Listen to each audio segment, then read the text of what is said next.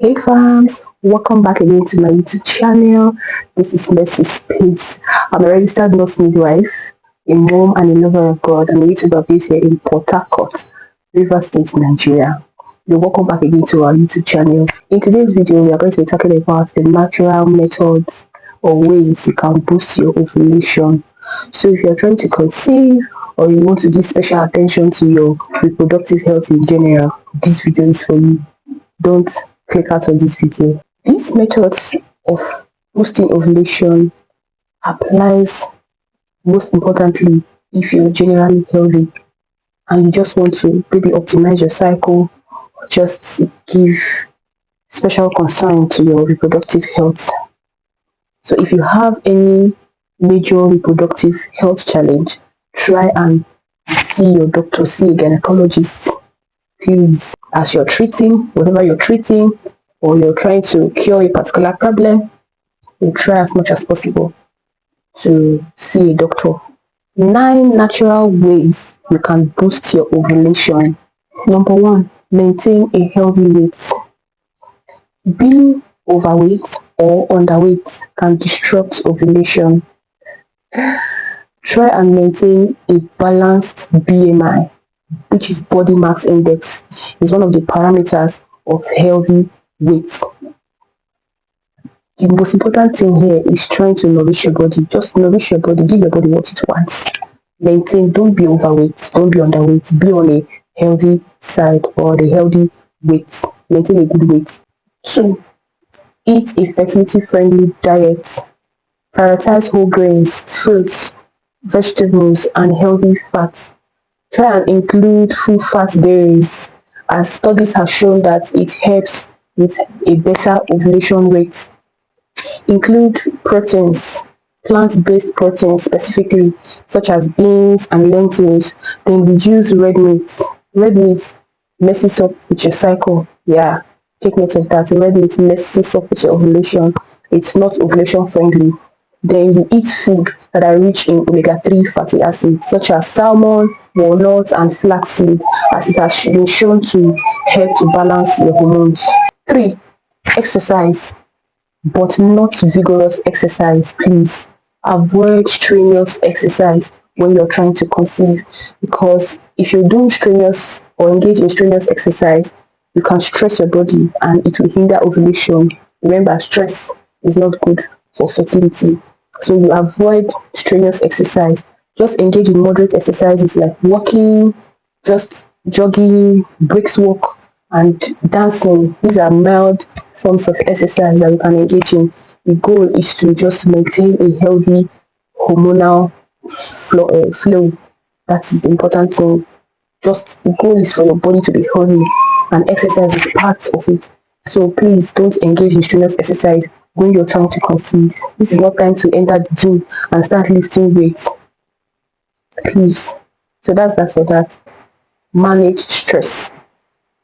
Stress hinders ovulation. Stress can tell with your hormones, because when you stress your body, the hormone called cortisol is released into the bloodstream, and when this hormone is released, it can toy with other hormones. It will just inhibit other hormones from performing their duty, especially reproductive hormones.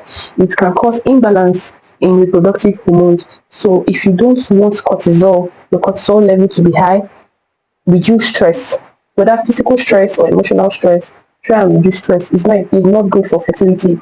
This is why you see you've heard of some women who have conceived, or when giving their testimonies, they'll tell you that when they removed their mind from trying to conceive, when they engaged in other activities, when they left that cage of trying to conceive, or that world of citizen, that was when they got pregnant. Now, what's happened here is that they reduced stress, they avoided stress that period of time, and probably maybe they engaged in things that will make them happy, or things that will distract them from focusing on trying to conceive. That was why they were able to conceive. Now their hormones balanced that period, or their hormones balanced throughout that period. So in a nutshell, try to avoid stress. Engage in things you love doing. Just those things you love doing, your hobbies, engage in them. You can practice yoga, you can practice deep breathing exercise, you can socialize, and do any other thing that will remove stress from you. Even if you're a working class person, a working class mom, you can still rest. Don't stress. Avoid stress when you're trying to conceive because it will mess up with your cycle. So that's that. Other number 5 is to stay hydrated. If you're trying to conceive, you must love water, you must be with water, and you must drink water often. Staying hydrated helps in release of cervical mucus. It promotes high cervical mucus. It helps to increase the levels of your cervical mucus. How do I explain this? You must drink water, you must stay hydrated. Dehydration toys with ovulation. So for that egg to be released, for that cervical mucus to increase, you must stay hydrated. It helps to transport egg. It helps in the release of the egg, and it helps it to move down to the ampulla region where fertilization will take place. And it will help the sperm to be able to transport down to where the egg is. So you need water. Don't be dehydrated whatsoever when you're trying to conceive, especially that ovulation period. Even if you're not a lover of water, you must love water for ovulation to take place. In fact, generally, your body needs water for proper functioning. Your body needs water to boost your body's metabolic process. So, water is paramount generally for health, not just for ovulation. It is paramount for health. Number 6, track your cycle. Track your cycle while trying to conceive. If you want to ovulate, you must track your cycle. Okay, you're trying to ovulate and you're not tracking your cycle. Proper timing matters a lot because most couples, the reason why they have not even conceived might just be improper timing. They did not time their cycle well. So you must time your cycle. You must track it. You can use your basal body temperature by waking up in the morning. First thing in the morning, you check your temperature every day. So with this, you can be able to detect your temperature rise. If it's rising, it must rise with about 0.5 or 1 degree Celsius. So that period, you know that you have entered your fertile period. So while tracking your cycle, you can track while using your basal body temperature.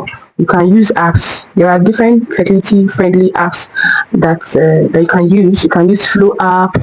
There are many. Just Google them or go to your Play Store and Google them. You will see so many apps that you can use to track your cycle.